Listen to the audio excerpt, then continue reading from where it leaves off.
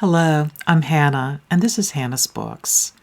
I have been so disorganized with my Booktube watching lately. I'm ridiculously behind. Someone suggested to me that I just start at the top, the most recent video in my subscription feed, rather than going through the old videos I'd saved in my Watch Later folder, and just give in to the fact that I was pretty unlikely to actually catch up. I've tried that, and what it has meant is that while I've almost certainly missed some videos by booktubers I'm especially fond of, and some videos about books I'm especially fond of, I've seen a lot of interesting videos that I'm sure I would have otherwise skipped. Honestly, I'm not sure the actual plan is working for me at all, partly because it actually means I'm getting attached to booktubers I wasn't following closely before, and now I have even more videos on my must-watch list, which aren't getting watched. An example. Recently, I watched a video by famous booktuber Lauren Wade, where she considered how sheltering in place, or cocooning as I recently heard it called, had given her time to connect more with her creative side. She explained that during normal times, her days are packed with planned or required activities, but now she has a bit more time living in her own head, time to work intensely on creative projects, time to dream up new plans for the future. She asks us if we too are feeling creative at this moment, or if we're not in that headspace at all, as she puts it. I love this question. So many of us have talked over the last couple of months about how the experience of global pandemic has affected our reading habits, drastically curtailing them for many of us. Some of us have begun to read more again as we settled into our new lives, but our bookish habits may have changed, relying more on rereads, or cozy mysteries, or science fiction, or audiobooks, or almost exclusively nonfiction, which has been my own personal response. The idea that creative thinking is starting to bloom in new ways too might initially sound surprising, but I've definitely seen it among so many of my friends, both here on Booktube, but also among my in-real-life friends on Facebook or Zoom. I'm not sure exactly what my answer is, but Lauren's question made me think a bit about some issues that are perhaps only tangentially related. Those of you who watch this channel regularly know that I am an introverted person who has long spent my days at home, mostly alone. Although I was a professor for a while, I chose to become an independent historian when my child was young, writing a couple of books from home. And I did not go back. Surprisingly, I homeschooled with my son from kindergarten until he graduated from high school. And while I've taught a bit online since then, in addition to dealing with family health issues, almost all my activities have been self-directed and done mostly from home. All these experiences have given me time to live in my own head, putting my energy into something really specific, as Lauren says. I'd always thought of it, that desire to immerse myself in my work or hobby, as a personality trait, which I had the great privilege to indulge.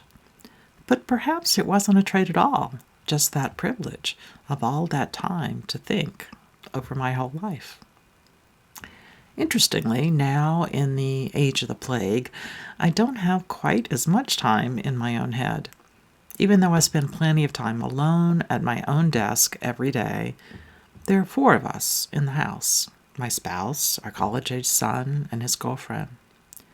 As ridiculous as it sounds, just hearing the water run as someone is taking a shower, or hearing someone traipsing down the stairs, or a person talking on a phone, even when I can't make out specific words, it all means I don't stay in my head well. I'm so used to the quiet, after all those years of quiet days, that even these little signs of other life remind me of other responsibilities, other people, and their needs, etc. That togetherness isn't a bad thing at all. I don't feel isolated in any way right now, although I do, of course, often feel we live in a much smaller world than we used to. And I feel a little overwhelmed sometimes by the number of dishes to wash when 4 of us are eating 3 meals a day, 7 days a week. But we are eating well. More on that soon. Anyway, Lauren asks us how we're expressing our creativity right now. As I was thinking about it, I realized I'm very much not an artist. I can't draw or paint. I can't compose music. Even though I've spent almost all my life thinking of myself as a writer, I can't imagine how people dream up novels. I write nonfiction. I think I come up with ideas for nonfiction every day, from potential memoirs to necessary histories to essential biographies that don't exist yet, that either I should write or someone else ought to write. But fiction? Too much art, too much creativity in that for my talents. I am not an artist. But I think I am a craftsman. Building something from pure idea seems impossible. But nevertheless, bringing something into existence, something where my interpretation and my care and the work of my hands matters in a tangible way, that's been the kind of perhaps limited creativity that's been important to me my whole life. So, what have I been doing during the pandemic? First, we've been celebrating birthdays here in my house. 3 of the 4 of us had birthdays during the month of April. 2 turned 21 years old, an age at which people in the United States are old enough to buy beer and wine and hard alcohol legally. 1 of us turned more than double, but less than triple that age. Just a few days before my son and his girlfriend came home from their college dorms, David and I went to a special evening at a local brewery and made something to give our son for his 21st, a paint-your-own growler night. You know, I said I wasn't an artist. Well, here is the extent of my painting.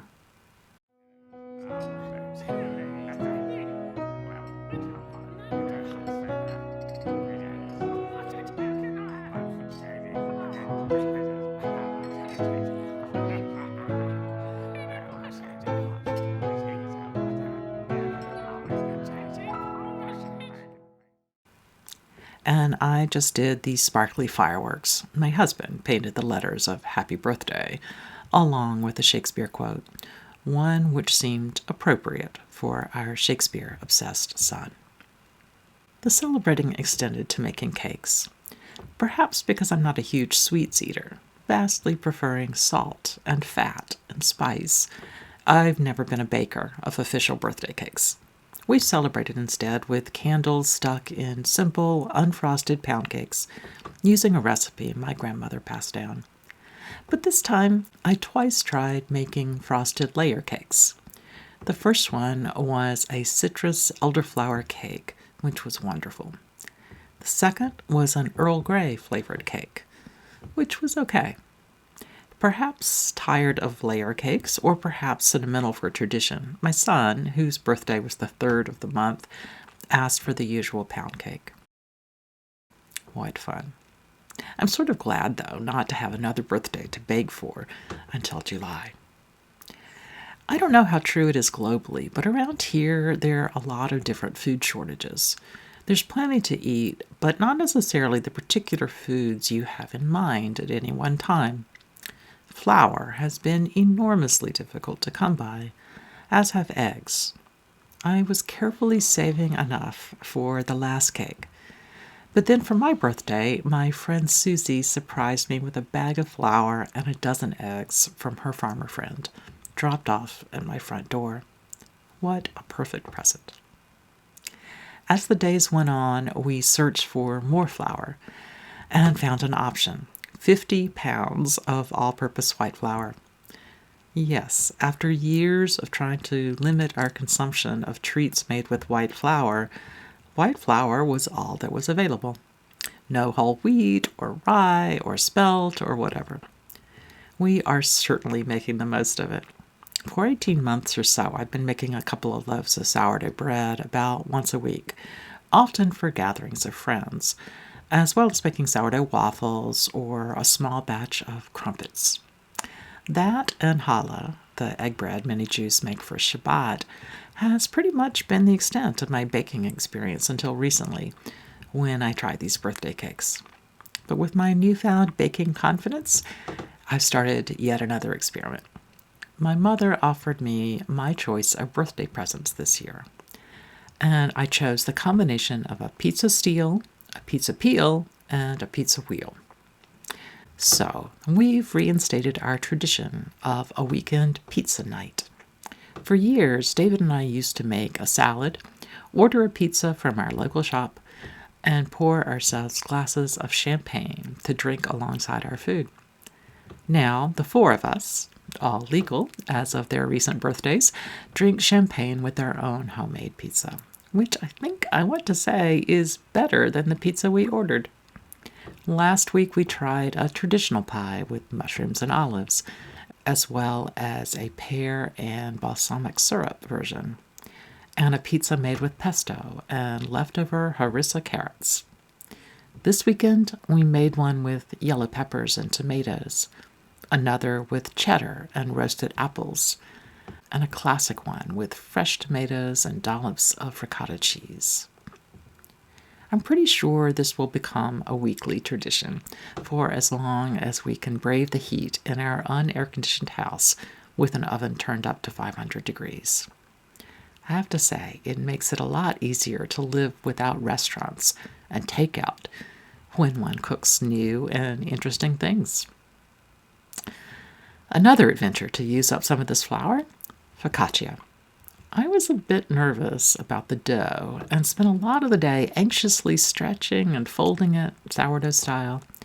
It turned out just fine, and I chose to decorate it in a trendy new garden style. Super easy, but as my son teased, totally Instagram ready. This is my kind of art, looking a bit like a kindergartner might draw, but with vegetables. In addition to all the cooking and baking, I've done a tiny bit of sewing. My son pulled out the family sewing machine, got it threaded, and reminded me how to make it work. He made a prototype mask for himself, and it came out perfectly. Back when he was in high school, he made pants and shirts for himself and for David, my spouse, and his father, for the Maryland Renaissance Fair, and for other events that needed costumes. I think I've said before that he has a real knack for figuring out how things work and how to make them. Well, with my son's tutelage and plenty of less than perfect attempts on my part, I've now made a few face masks, and I plan to make a few more in the next few days. So far, we've made the masks out of shirts destined for the thrift store once it reopens, or bought from the thrift store back before it shut down. But I ordered a little bit of appropriately bookish fabric, and I can't wait to put it to use. Of course, as many of you know, knitting is perhaps my favorite way to express my desire to create. Although I'm not a frou-frou or delicate person, I really love to knit lace shawls. And I love to knit and wear pieces covered in fairly intricate cables or twisted sections. I haven't done a lot of color work in my life. In knitting, color work usually means a garment or other knitted item made using strands of different colors in every row, or at least almost every row. During this time of staying home, I felt a call to try color work. So I'm currently finishing up a fairly heavyweight triangular shawl following the pattern Night Shift from Drea Renee Knits, a pattern which uses a sequence of different colored yarns in what is sort of a cheater's version of traditional color work, made by knitting each row with one color of yarn, but slipping some of the stitches rather than knitting them, then knitting those slip stitches in a separate row with a different color of yarn. If you don't understand what I meant, have no fear. Until I actually tried it, I don't think I would have either. But this is the end result of that way of producing knitted fabric. This shawl is fairly easy, although I've managed to make several big mistakes, only some of which I've bothered to rip out and fix. And it's taught me another new skill, Icord Edging, a way of keeping the shawl fabric from curling, a way to create a smooth border on all sides. Basically, you perform this little bit of very easy quick magic to make a rolled cord on each side as you go along. If any of you knitters are actually interested, I'm sure you can find tutorials on YouTube. So, I'm reaching the end of the shawl, and since today is absolutely frigid, even though it's mid-May, as a polar vortex whips through the eastern part of the United States, I think I will soon reach the final rows, the bind-off. I thought I might have to put the shawl aside to finish in the autumn when it gets cool again, but spring hasn't fully and dependably arrived here yet. Usually it's already quite warm by this time. A friend of mine joked that she wasn't terribly surprised that in this time of lockdown she had trouble knowing what day it was, but that she was not prepared to have trouble knowing what season it was.